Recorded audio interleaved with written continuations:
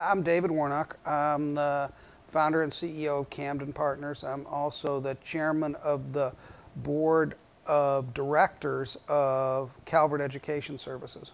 I'm Steve Gross. I'm the CEO of Calvert Education Services.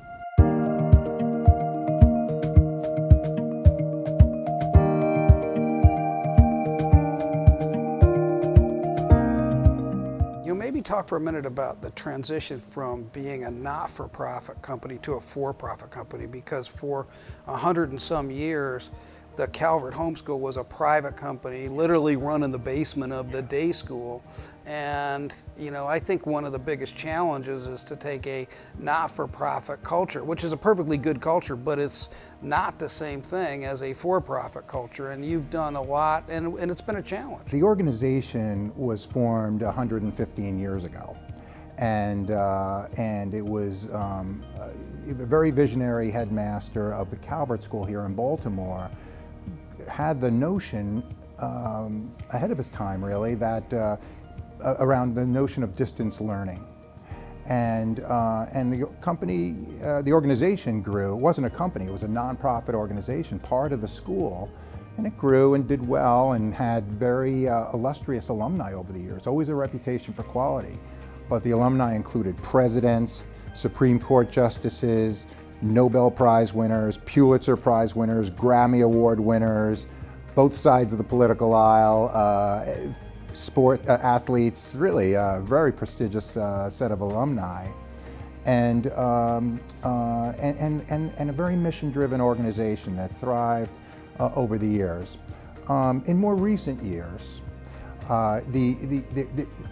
there was a divergence between the Calvert homeschool organization and the school itself, and eventually the organization was taken private, and I was brought in a few years ago, and it was interesting to deal with an organization that had such a storied history, but at the same time needed to sharpen its blade in terms of the ability to compete.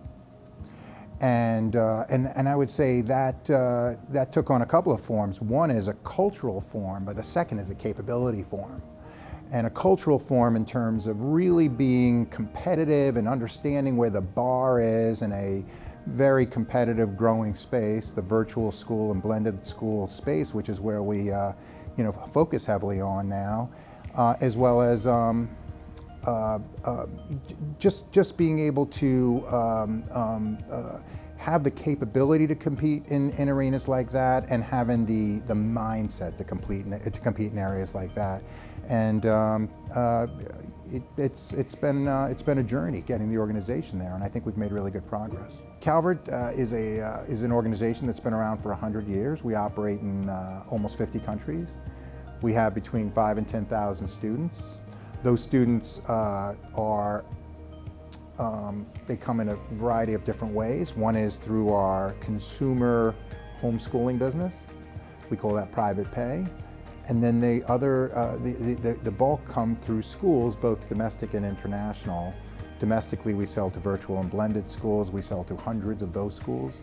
And internationally, we sell to international schools, and we sell to about 20 of those. When Camden invested in Calvert, it was on the perception that Calvert was underinvested. The day school didn't have the money to invest in curriculum, didn't have the money to invest in, frankly, the kind of management team that Steve's put together, and that we were on the cusp of a nation of digital natives, and we were on the cusp of a world of digital natives, and we were on the cusp of kids that were used to communicating and learning in a virtual environment, and that Calvert had the capability to transform itself and play in that arena. They'd already done that a little bit with the private paid homeschool business. We knew a lot about the virtual charter business, but that there was a tremendous opportunity to take Calvert, take a great brand, bring a great management team to it, and capture and really ride that wave of online learning. and it's taken us a little bit longer than we thought. I think that the transition from being a private pay mentality to a public pay mentality is something that Steve's done a great job of really addressing, primarily by bringing in a team of really superb people that have experience at a whole host of other successful companies. But I really feel like we are at the forefront of a tremendous wave in the way young people want to learn. I mean, that's well said. I totally agree.